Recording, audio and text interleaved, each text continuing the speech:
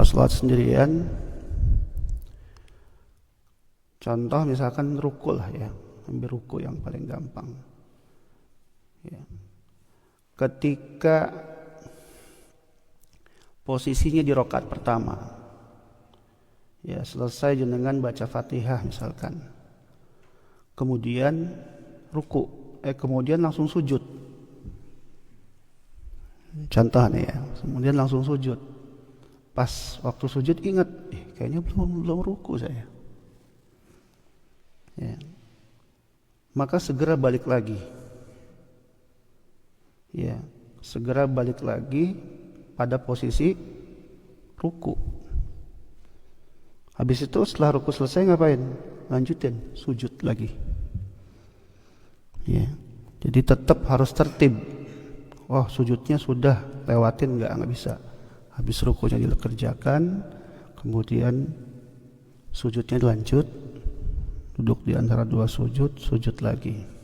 Itu kalau masih dalam satu rakaat ya, belum ketemu sama rukun yang sama pada rakaat setelahnya. Tapi kalau misalkan jangan udah pindah ke rakaat setelahnya, pas lagi ruku, oh ingat belum ruku pada rakaat yang pertama, maka sudah batal itu rakaat yang pertama. Kenapa? Karena tidak ada rukun, salah satu rukun di dalam rakaat pertama tersebut.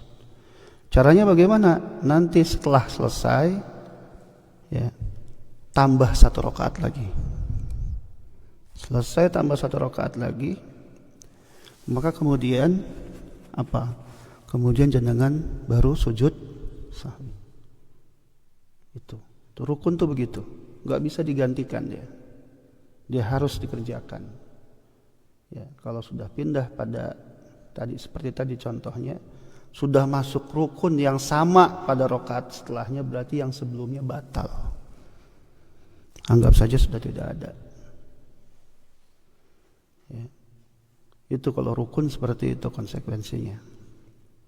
Jadi memang ya sebisa mungkin, walaupun kita pada umumnya kalau sholat kan juga nggak bisa memprediksi gitu ya.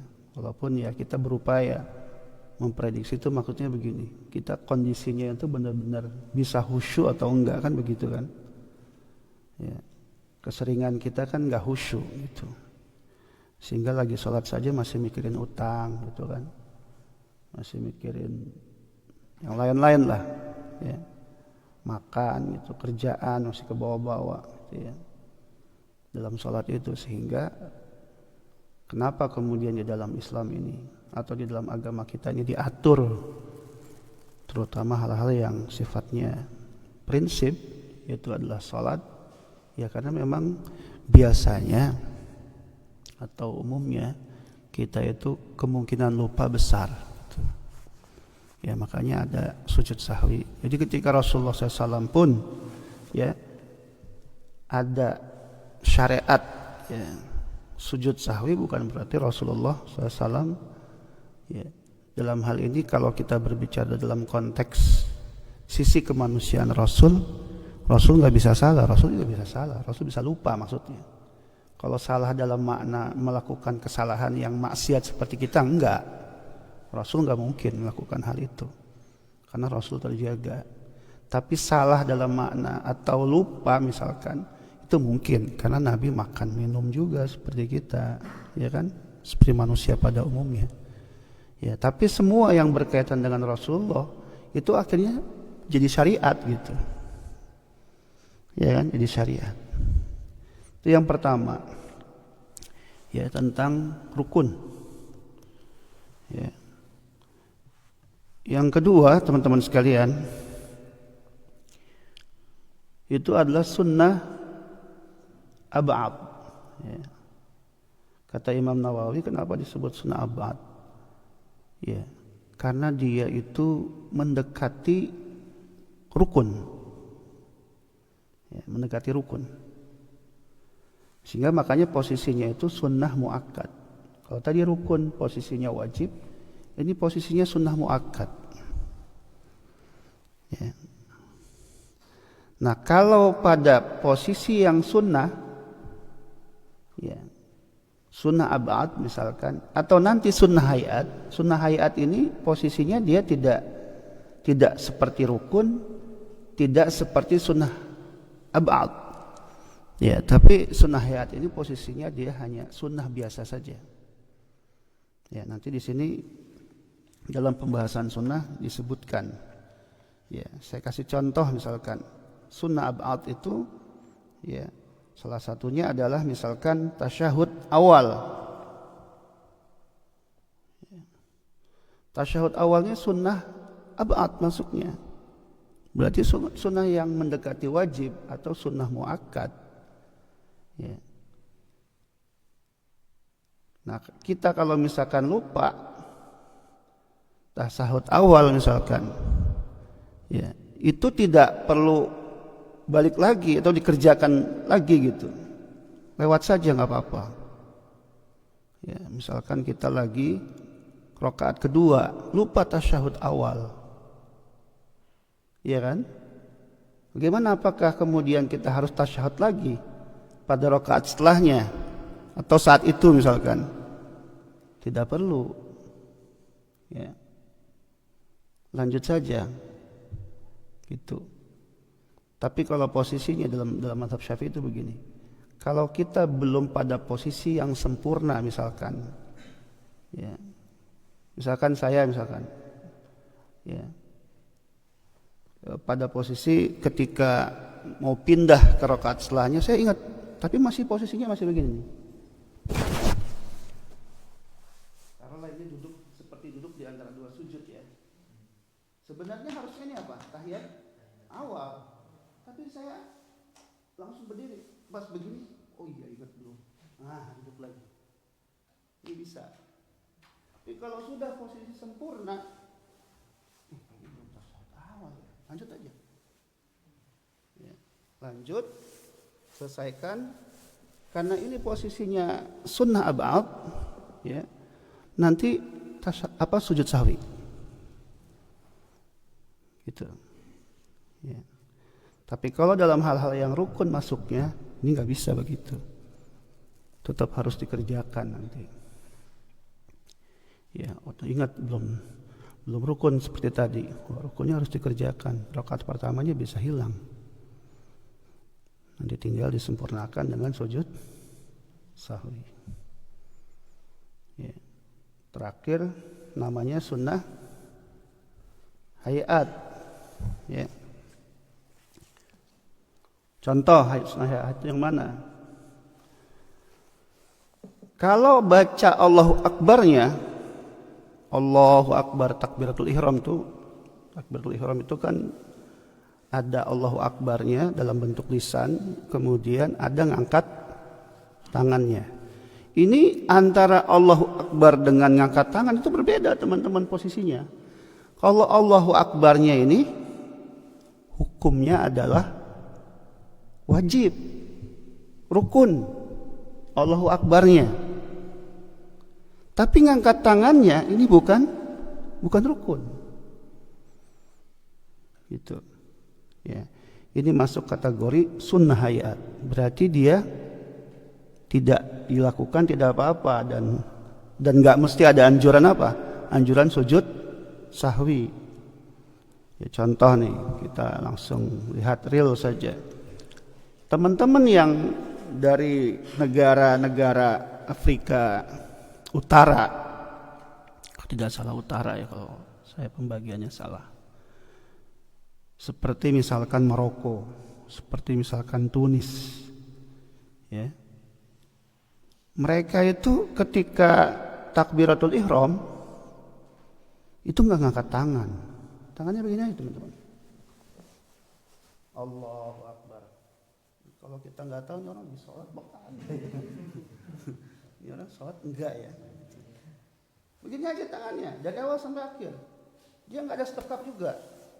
Nanti sedekap juga di posisinya sunnah hayat, sunnah yang bisa ditinggalkan. Tadi posisinya bukan seperti rukun, posisinya bukan seperti sunnah abad. Ya. Begini aja dia. Allahu Akbar. Rukun. terus dia begini aja tangannya. Nah, jangan kaget itu. Ya, itu jangan kaget. Karena memang posisinya sunnah.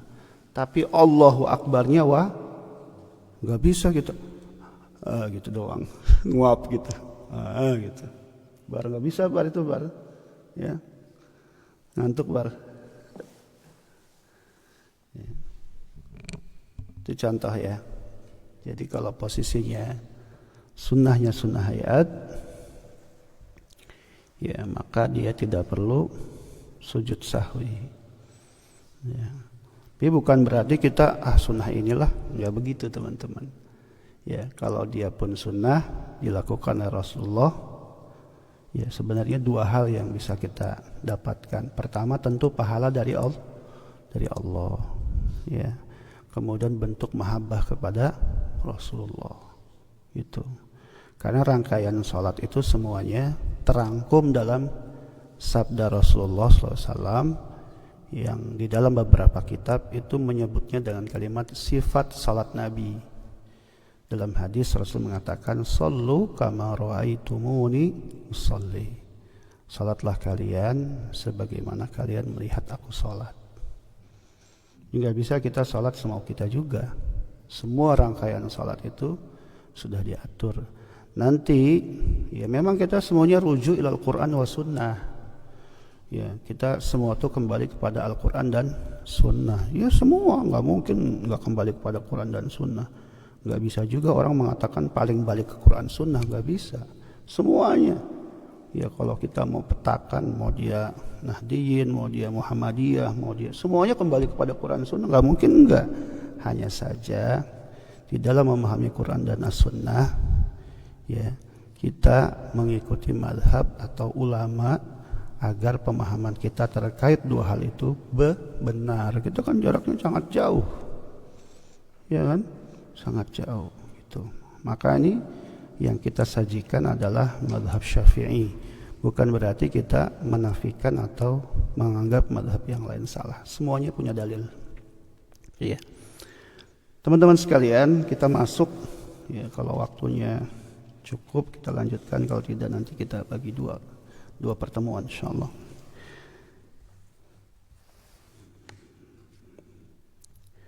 Masuk pada materi ya, sunnah salat ya, wa hayatiha.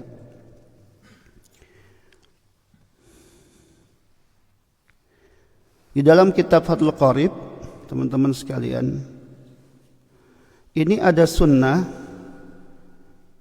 yang dikategorikannya itu adalah sebelum masuk sholat, ya, tapi dia belum pada pelaksanaannya, ya, masih sebelum. Jadi maksud pelaksanaannya itu belum sampai ketika sholatnya.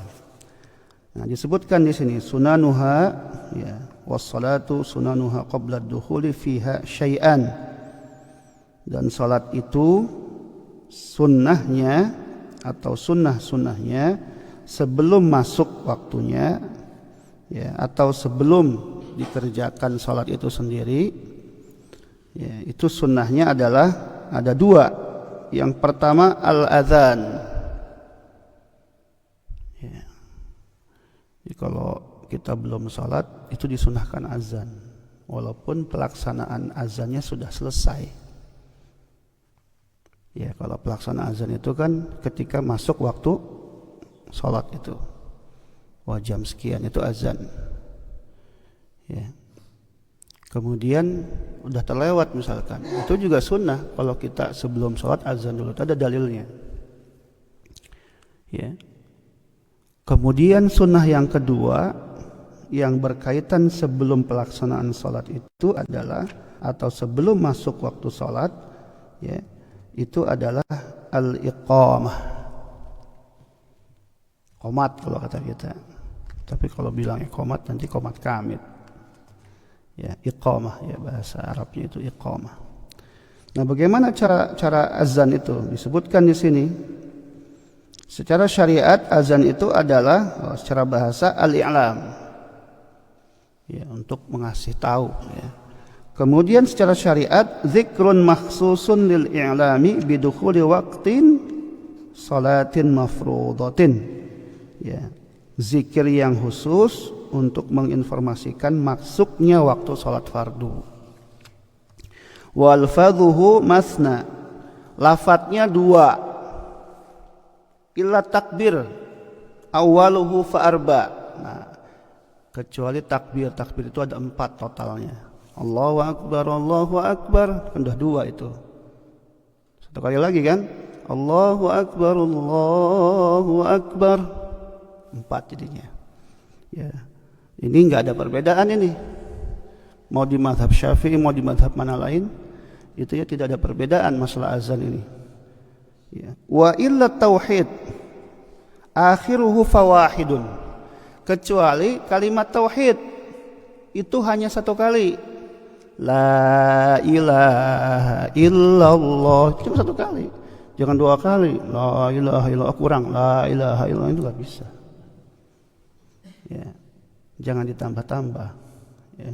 Di Allahu akbar Allahu akbar Allahu akbar Allahu akbar, asyhadu an la ilaha illallah asyhadu an la ilaha illallah asyhadu anna muhammadar rasulullah anna muhammadar rasulullah, hayya 'alas shalah hayya 'alas shalah hayya 'alal falah.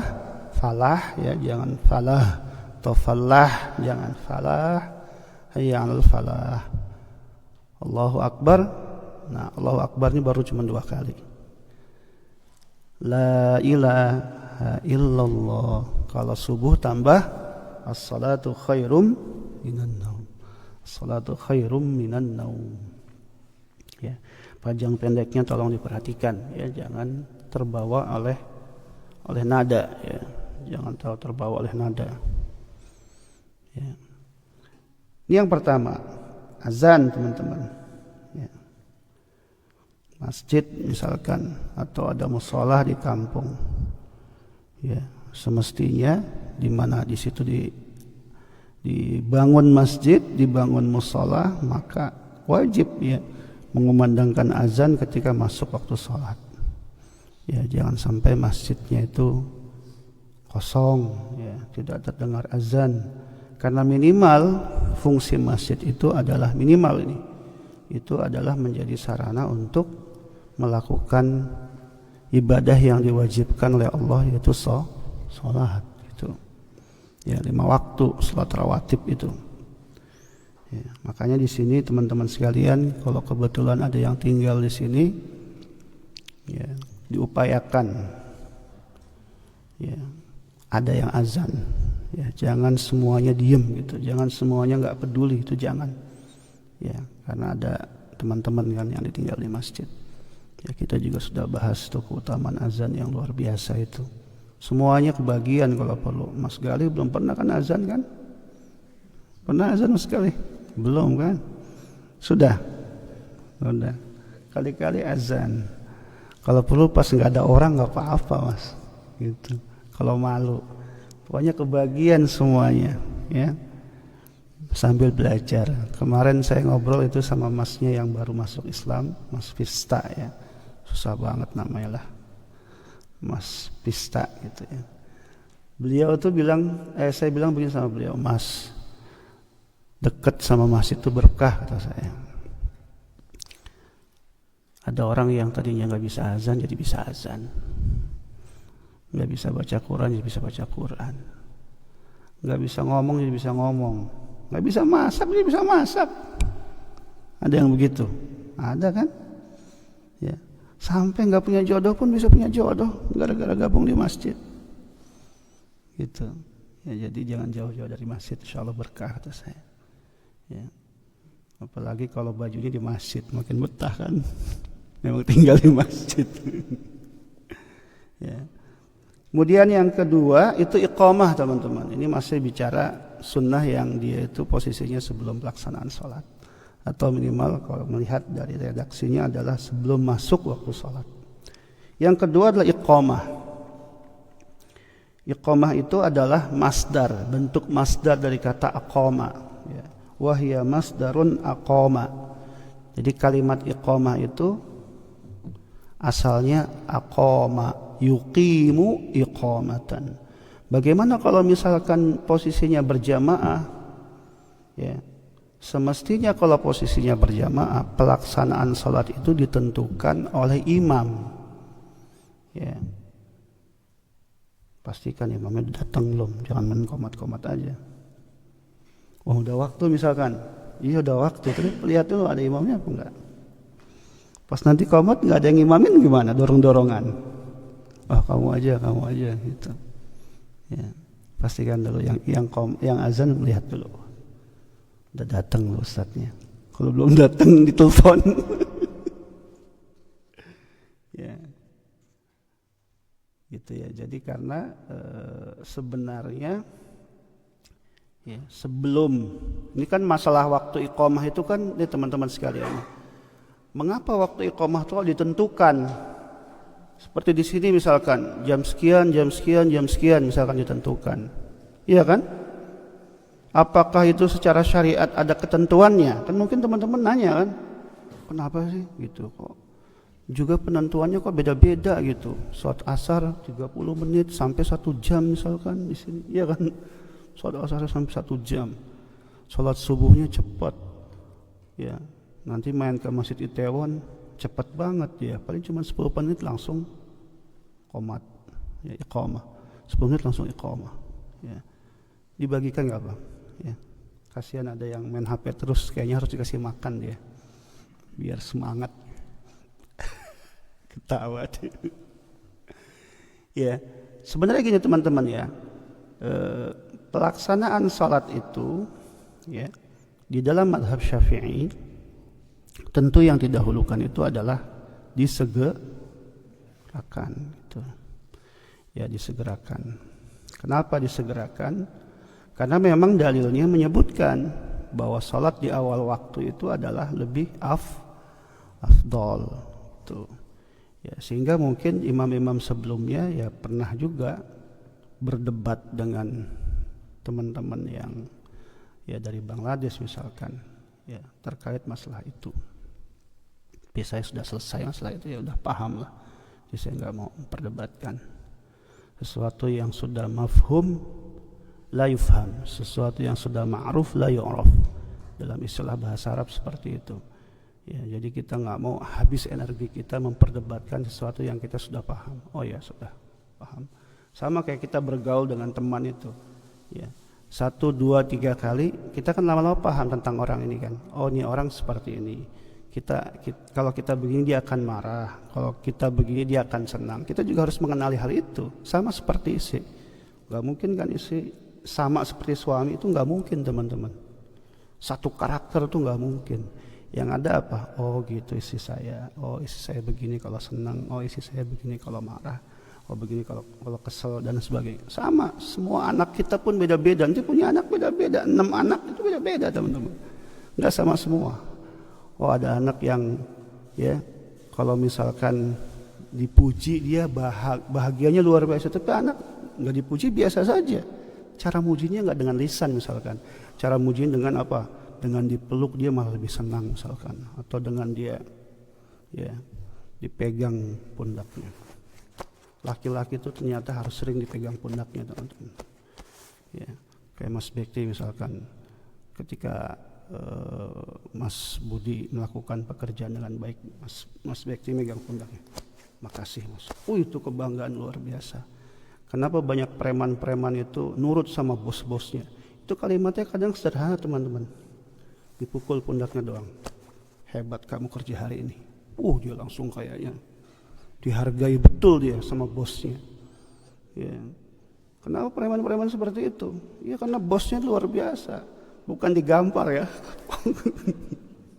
Itu beda. Laki-laki itu memang senang dipukul bagian sini. Kamu hebat nak. Cuman begitu aja itu motivasinya naik itu sekian persen. Tapi kalau nggak pernah, apalagi nggak pernah diapresiasi, nggak pernah, itu susah teman-teman.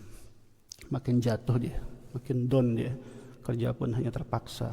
Karena ada teman-teman anak yang dia itu ya sampai doktor di Cina itu ya, tapi dia akhirnya bunuh diri. Masih muda sudah dokter, kerja pun dapatnya susah. Padahal kurang apa kan ternyata kurang diapresiasi sama orang tuanya. Jadi semua ini tergantung pengasuhan dari orang tuanya. Kita nih, saya begini karena produk orang tua seperti itu, nggak mungkin lepas. Ya, makanya kalau mau anaknya mau soleh, ya orang tuanya soleh, gitu. Ya, ini cuman tambahan. Kembali kepada iqamah tadi, ya dalam mazhab Syafi'i seperti itu, diawalkan, sehingga berarti jumlah menit itu tidak ada ketentuannya teman-teman.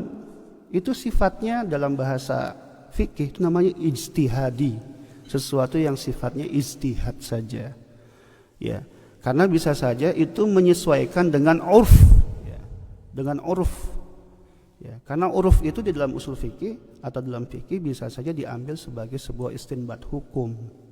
Urf itu maksudnya adalah budaya setempat.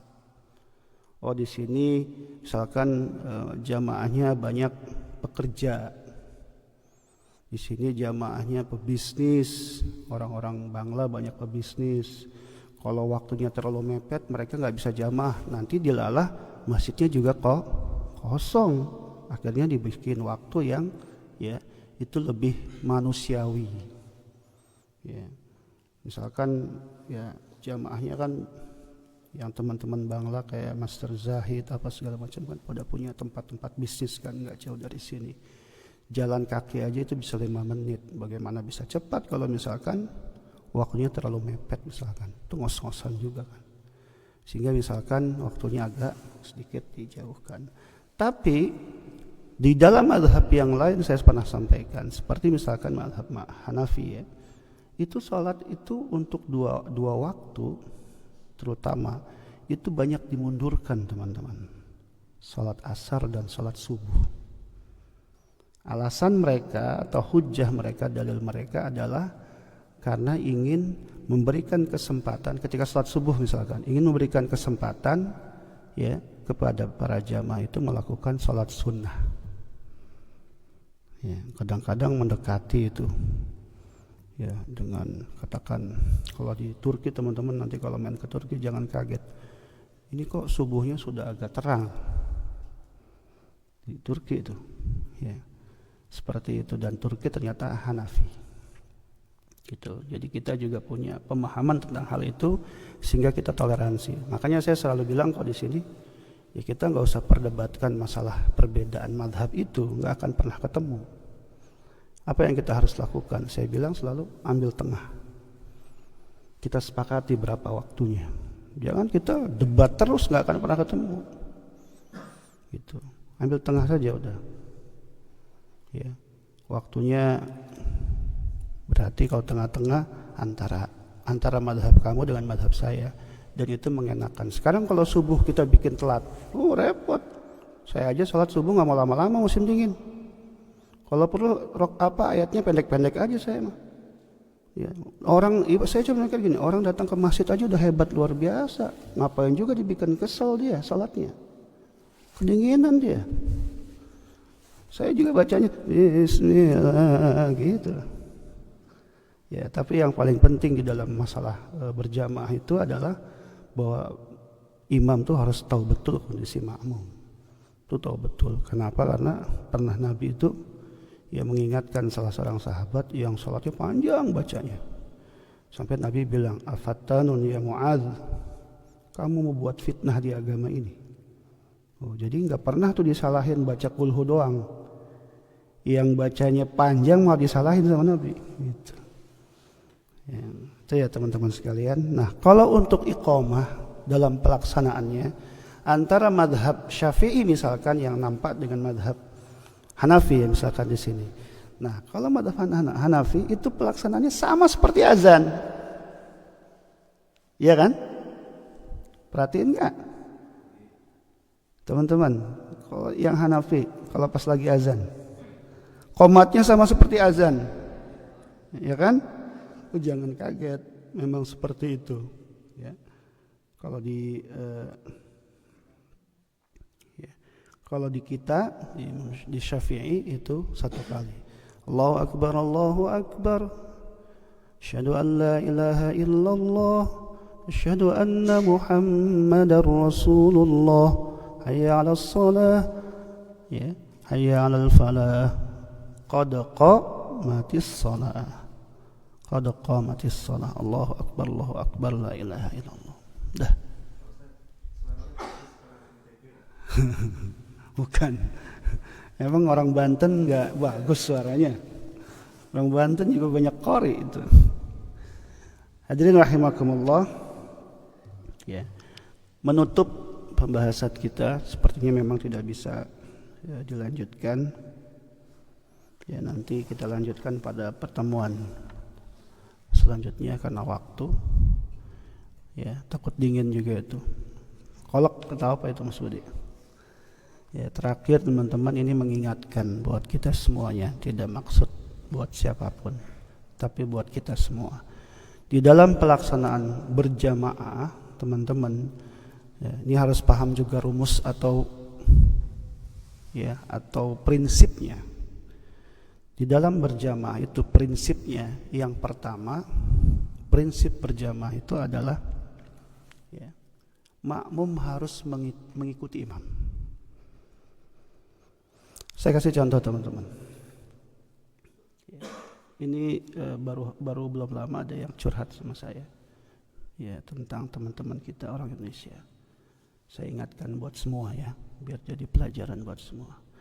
Contoh misalkan begini, ketika kita itu baru datang ke masjid, kita dapati imam posisinya sudah bukan lagi ruku, posisinya sudah i'tidal katakan, ya posisinya sudah i'tidal. Nah, bagaimana kita yang datang masbuk? Kita ruku dulu, apa langsung ikut i'tidal? Atau ikut siap-siap mau sujud? Gimana itu? Hah? Iya. Jadi kalau posisi makmum yang masbuk baru datang mendapati posisi imam itu ya tidak dalam posisi ruku, tapi dia sudah berdiri, i'tidal namanya, bangkit dari ruku, atau dia sedang siap-siap mau sujud, maka si makmum jangan ruku. Paham enggak? Mungkin teman-teman Indonesia masih, saya kira enggak cuman yang diingatkan ya.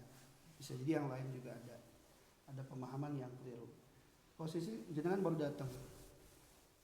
Ya, baru datang. Posisi imam sudah dari ruku sudah i'tidal.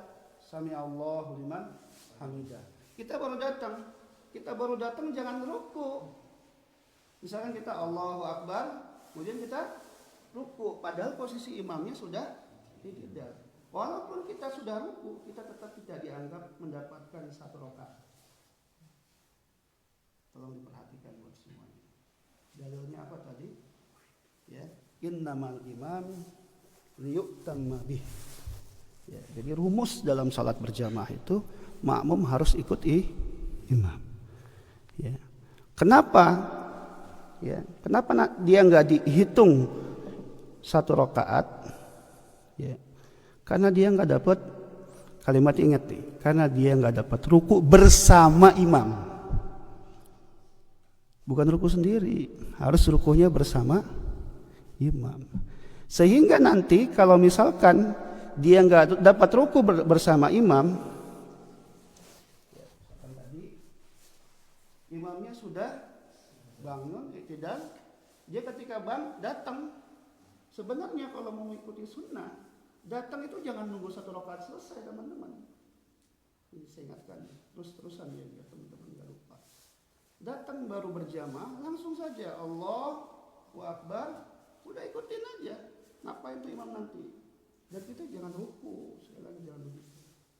Tetap itu secara fikih enggak dihitung satu rakaat walaupun jangan ruku. Karena kita bersama. Ya. Berarti nanti ketika sudah selesai imam, kita bangkit lagi menyelesaikan satu rakaat. Nah, tadi kalau misalnya kita datang apapun posisi imam, kita ikuti saja. Yang penting dimulai dengan takbir, Allahu Akbar, imamnya sujud, kita ikuti sujud, Allahu Akbar. Ya. Kalau dapat ruku sempurna bersama imam, baru dapat satu rakaat. Walaupun kita belum baca Fatihah. Kalau kita belum baca Fatihah kan? Gitu. Ya, padahal Fatihah itu rukun, tapi kita tetap dapat 1 rakaat. Kata kita ruku itu bersama imam.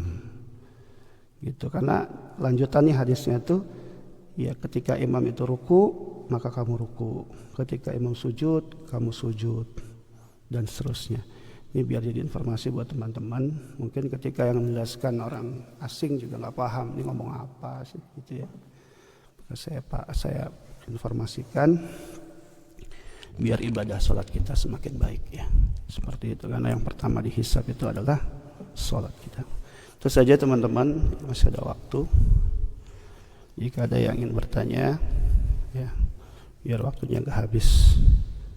Kita pelan-pelan aja ngajinya, insyaallah, biar bisa dipahami, bisa diamalkan, insyaallah. Kalau nanti nggak selesai sama saya, kita pengen bisa selesai sama yang lain. Itu saja, mohon maaf atas segala kekurangan ya. Semoga Allah senantiasa membuka hati kita untuk bisa mudah menerima ilmu ini ya. Kemudian nanti ilmu itu bermanfaat. Karena sering kan kita berdoa, Allah manfa'na bima 'allamtana, ya Allah, jadikan ilmu yang Engkau berikan ini bermanfaat. Jadi ilmu yang terbaik itu bermanfaat. Apa yang dimaksud bermanfaat? Tahu ilmu sholat, pakai. Tahu ilmu tentang apa, pakai. Jadi bermanfaat, insyaallah. Karena diantara nanti yang akan ya, menemani kita sampai kita dihisab itu adalah salah satunya ilmu yang bermanfaat. Ya. Semuanya habis tuh ada 3 hal yang disebutkan. Yang 3 ini sisa. Ya. Sedekah jariyah, ilmu yang bermanfaat, dan anak yang soleh. Makanya ilmu ini harus kita amalkan biar bermanfaat, sehingga walaupun kita sudah meninggal, ya katakan ya, nanti itu menjadi hisab terbaik kita di hadapan Allah Subhanahu wa taala. Itu saja, mohon maaf teman-teman jika ada yang kurang berkenan. Assalamualaikum warahmatullahi wabarakatuh. Waalaikumsalam warahmatullahi wabarakatuh. Kami haturkan terima kasih pada Ustadz atas ilmunya yang disampaikan pagi ini kepada kita semua. Selanjutnya kami buka pertanyaan kepada jamaah sekalian. Monggo yang ingin bertanya. 1 sebelah sini. 2, ada lagi 2 dulu nggih. Monggo Mas, silakan. Jika waktu isya kan jam 6.44, tapi sholat isya dulu. Soalnya jam isya itu mepet jam kerja gitu. Lebih baik dimajukan beberapa menit atau lebih baik dimasukkan?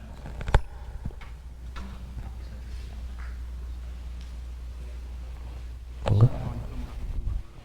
Waalaikumsalam warahmatullahi wabarakatuh. Was-was dalam melaksanakan rukun sholat itu kan mudah kan, wajib melaksanakan sujud sahwi. Sekian, terima kasih. Assalamualaikum warahmatullahi wabarakatuh. Waalaikumsalam. Baik, izin ya, Musbekti saya jawab. Yang pertama masalah ya, sebelum waktunya sudah sholat. Ya. Gini teman-teman, syarat sah kita udah bahas ya di pembahasan sebelumnya. Itu masuknya pada syarat sah.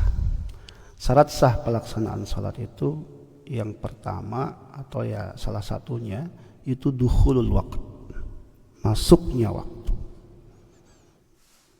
Ya, kalau pakai HP kita, jadi alarm azannya itu bunyi misalkan begitu, atau pakai jam, jamnya sudah menentukan jam waktu sholat ini misalkan. Nah, itu baru bisa sholat, sah sholat kita. Berarti kalau pelaksanaan sholat sebelum waktunya atau sebelum masuk waktu sholat itu nggak sah. Itu ya. Jadi kalau pertanyaannya boleh nggak didahulukan? Nggak boleh. Mendahulukan sholat bukan pada waktunya bersamaan dengan sholat yang lain itu namanya dijamak. Itu baru boleh. Tapi itu berbarengan dengan sholat sebelumnya. Tentu juga itu ada ketentuannya. Ya, sholat zuhur dengan sholat asar. Nggak bisa sholat maghrib dengan sholat asar. Ya, sholat maghrib dengan sholat isya.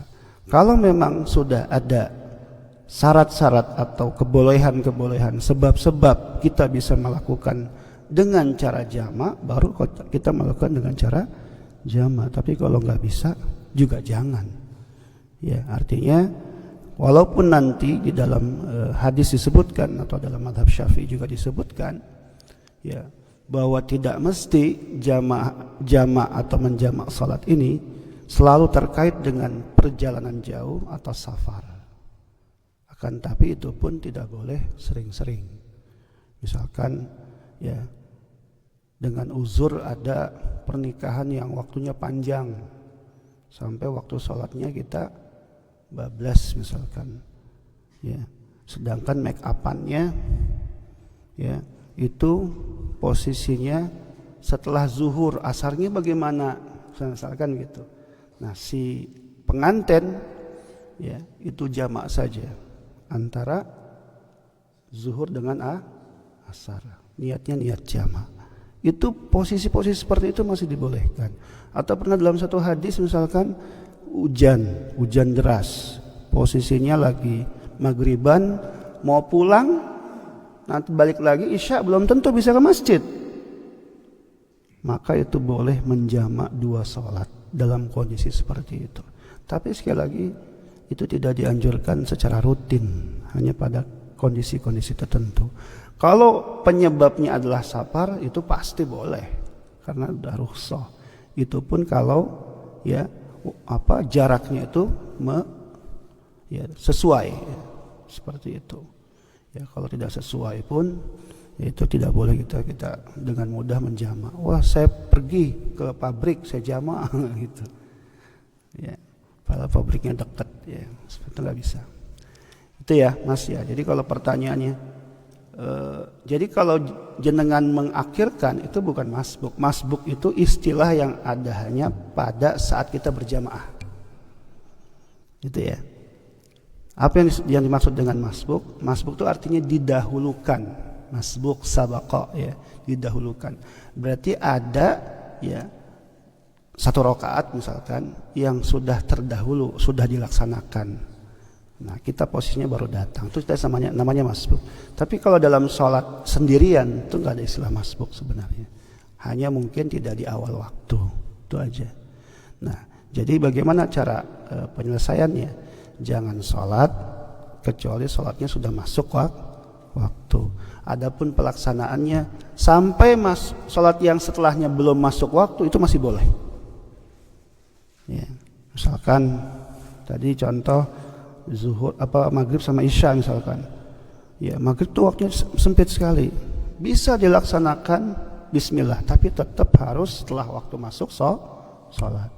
Kalau misalkan mau dimundurkan sedikit selama waktu isyanya belum masuk, masih dianggap sah sholat kita. Apalagi kalau sholat isya waktunya lebih panjang. Ya, kalau kita ibaratnya ada uzur-uzur yang memang tidak bisa ditinggalkan, ya pekerjaan itu termasuk ya sesuatu yang baik. Ya, silahkan ya, misalkan sholat isyanya dimundurkan nggak apa-apa. Tapi kalau masih bisa di awal waktu, tentu dapat afdalnya lebih baik seperti itu. Itu ya. Ya bahkan dalam keadaan-keadaan tertentu saya pernah kasih contoh begini. Kami pernah waktu itu sama-sama naik pesawat jamaah haji itu.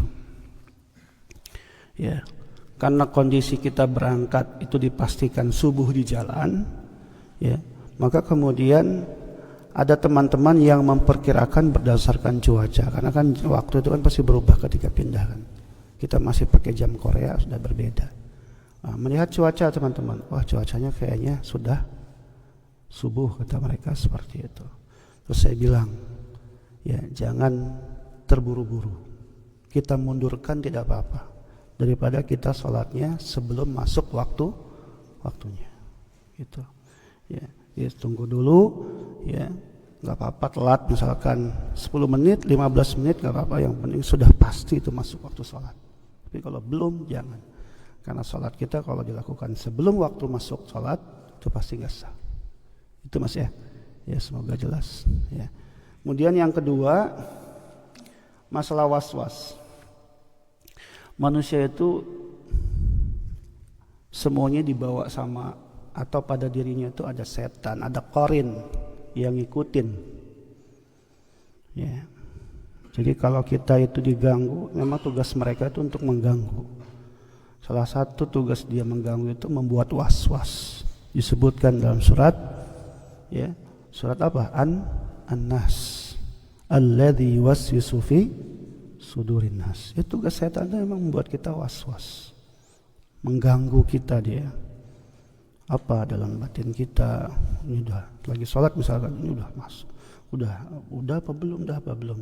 Caranya begini teman-teman. Diyakinkan pada bagian yang mana? Itu aja gampangnya. Diyakinkan pada bagian yang mana? Kalau yakinnya belum, ya sudah berarti belum.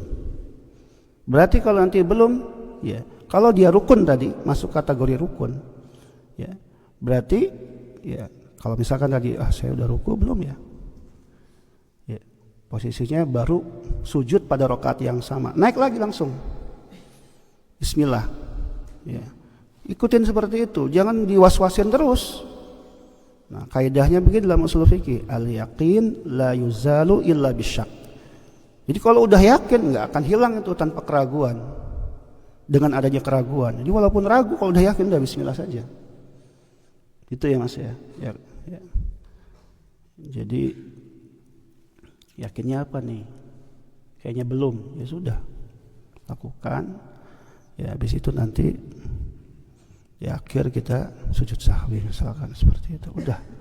Ya, kayak misalkan saya lagi punya masalah dengan pencernaan ini. Ya. Sering kentut. Sering nih, apalagi musim dingin nih.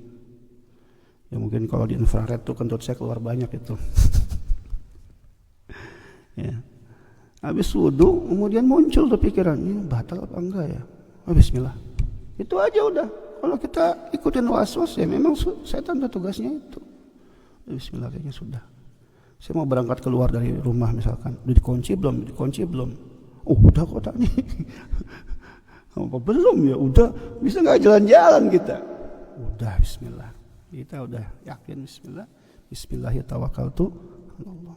Jadi was-was itu ya cara menghilangkannya adalah semakin yakin dengan Allah. Ya, insyaallah. Ya. Kalau kita ikutin was-wasnya nggak bakal kelar. Itu ya. Tingkatkan yakinnya maka akan hilang dengan sendirinya sifat was-was itu. Itu saja mungkin saya kira cukup jam setengah. Ada lagi? Oh masih ada. Mas Sufri, halo Mas. Singkat padat.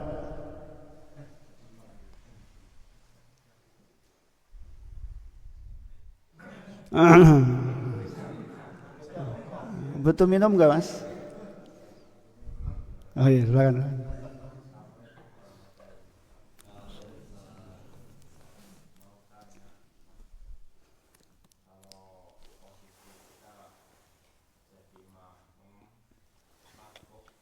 Bisa cepat nggak ngomongnya Mas?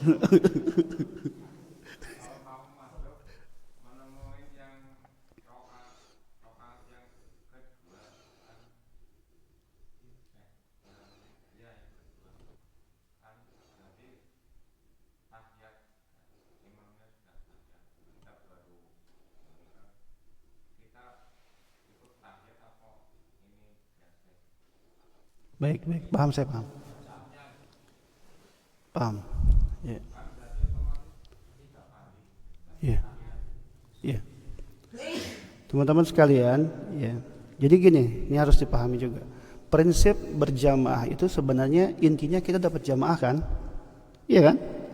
Intinya itu teman-teman. Prinsip kita berjamaah itu adalah dapat berjamaah atau dapat pahala jamaah. Itu artinya kita datang telat pun, ya, datang telat setelat-telatnya lah, sampai posisinya ketika kita sampai ke sini, dia sudah mau salam, dia sudah tahiyat akhir, Bismillah, Allahu Akbar, langsung tahiyat akhir, duduk tahiyat akhir. Kita baca habis itu tahiyat juga, walaupun kita posisinya masbuk atau posisinya kita nggak sama seperti imam rakaatnya, tetap kita baca tahiyat karena kita posisinya mengikuti imam. Langsung kita Allahu Akbar, dapat posisi imam sedang tahiyat akhir, kita ikutin. Jadi jangan sampai kita sampai ke masjid, ya udah selesai jamaahnya karena sudah tahiyat. Belum, itu masih dapat itu. Karena kita datang ke masjid, salah satunya memang kita mau dapat pahala 27 derajat itu katakan. Jadi bukan cuma datang ke masjidnya. Itu. Jadi jangan disia-siain itu. Jadi posisi apapun imam saat itu ikutin saja. Ya. Dia hatta sampai mau selesai tadi, udah Allahu Akbar, duduk tahiyat, kita baca tahiyat. Nanti tahiyat kita jadi bertambah, ya nggak apa-apa. Karena intinya berjamaah itu dapat pahala jamaah. Itu teman-teman ya, yang perlu diingat. Jadi jangan, wah udahlah biarin kita nggak ikut. Jangan, itu sayang teman-teman. Kesempatan dapat pahala jamaah itu, apapun posisi imamnya. Tinggal nanti kita selesaikan, karena kita belum dapat. Katakan itu sholat subuh, kita baru dapat pahala jamaah doang, tapi belum selesai sholat subuhnya, berarti kan kita harus menyelesaikan 2 rakaat lagi secara pribadi. Walaupun nanti misalkan kok jumlah tahiyat kita jadi bertambah, harusnya cuma 1 jadi 2, ya nggak apa-apa, karena kita barusan mengambil pahala jamaah gitu. Itu ya Mas Supri ya, semoga jelas. Jangan nggak jelas itu ketutupan kayaknya. Jelas ya, insyaallah ya. Belum juga. Loadingnya agak lambat apa?